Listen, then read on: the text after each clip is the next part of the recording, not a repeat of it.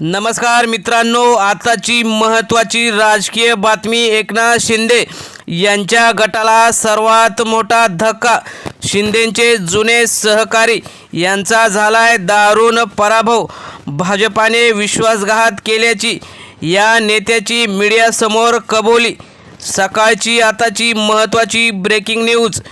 उद्धव ठाकरे यांना धक्का देऊन शिंदे गटात सामील झालेले बडे नेते असलेले आणि स्वतःची आमदारकी आता त्यांनी गमावलेली असून एकनाथ शिंदे हे माझे नेते आहेत, उद्धव ठाकरे माझे नेते नाहीत, असं मीडियासमोर सांगणाऱ्या या नेत्याचा शिवसैनिकांनी अखेर बदला घेतला आणि त्यांचा दारुण पराभव झालेला यामध्ये दिसत आहे. अगोदर राज्यात उद्धव ठाकरेंचे 6 खासदार शिंदे गटाने फोडून आपल्या सामावून घेतले.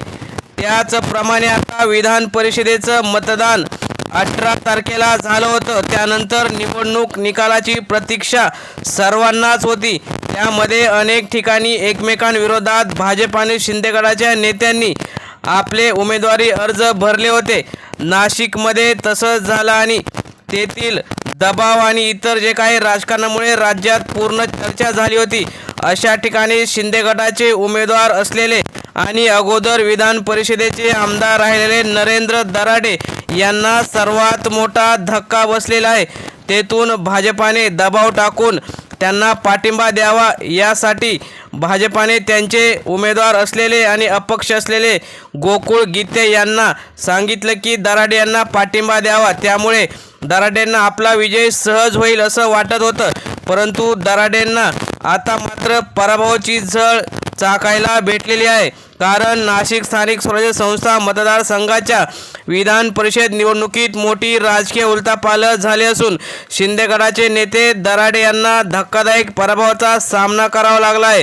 तर अपक्ष उमेदवार असलेले गोकुळ गीते यांनी विजय मिळवत नाशिकच्या राजकारणात नवा इतिहास रचला आहे. या निकालामुळे नाशिक जिल्ह्यातील राजकीय समीकरणं पूर्णपणे बदलण्याची चिन्ह दिसत आहेत. निवडणुकीपूर्वी महायुतीच्या गोटात अनेक मोठ्या घडामोडी सुरू होत्या. उमेदवारी, स्थानिक नेत्यांमधील मतभेद आणि बंडखोरीच्या चर्चा सातत्याने रंगत होत्या. अशा परिस्थितीत नरेंद्र दराडे यांना विजयाचा प्रबळ दावेदार मानले जात होते. मात्र मतदारांनी वेगळाच कौल देत अपक्ष उमेदवार गोकुळ गीते यांच्या बाजूने कौल दिला. दराडे यांच्या पराभवाची चर्चा केवळ नाशिकपुरतीच राहिलेली नाही तर राज्यभरात निकालाकडे राजकीय संदेश म्हणून पाहिले जात आहे. दराडे यांनी काही दिवसापूर्वी उद्धव ठाकरे यांच्यावर टीका करत आम्ही शिवसेनेत असताना उद्धव ठाकरे आमचे नेते नव्हते तर एकनाथ शिंदे आमचे नेते होते असं त्यांनी सांगितलं होतं आणि मी शेवटपर्यंत शिंदे यांच्याशी राहणार असं सांगितलं.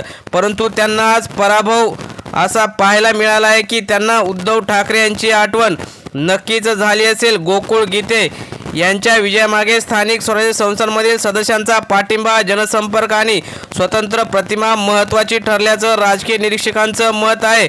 त्या भाजपाने त्यांना दराडे यांना पाठिंबा दिल्याचं सांगितलं. मात्र आतमधून राजकारण करून गोकुळ गीते यांनी स्वतःच निवडून भाजपाने आणायचं ठरवलं होतं का, अशी सुद्धा जोरदार चर्चा रंगलेली आहे. गोकुळ गीते यांच्या समर्थकांनी विजयाचा जल्लोष करत शिंदे गटाच्या कार्यालयासमोर मिठाई आणि फळे वाटून आनंद व्यक्त केला.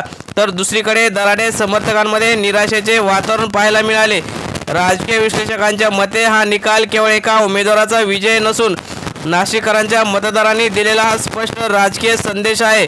शिवसेनेतील फुटीनंतर निर्माण झालेल्या परिस्थितीत जनतेची भावना काय आहे याची झलक या निकालातून दिसून आली. आगामी काळात या निकालाचे राज्याच्या राजकारणावर दूरगामी परिणाम होण्याची शक्यता नाकारता येत नाही. नाशिक विधान परिषदेच्या निवडणुकीत गोकुळ गीते यांचा विजय आणि दराडे यांचा पराभव हा सध्या महाराष्ट्राच्या राजकारणातील सर्वाधिक चर्चेचा विषय ठरलेला आहे. मित्रांनो, तुम्हाला वाटतं दराडे यांना त्यांच्या गद्दारीचं फळ जनतेने दिलं आहे का? तुम्हाला काय वाटतं? तुम्ही सुद्धा तुमच्या प्रतिक्रिया कमेंट बॉक्समध्ये जरूर कळवा.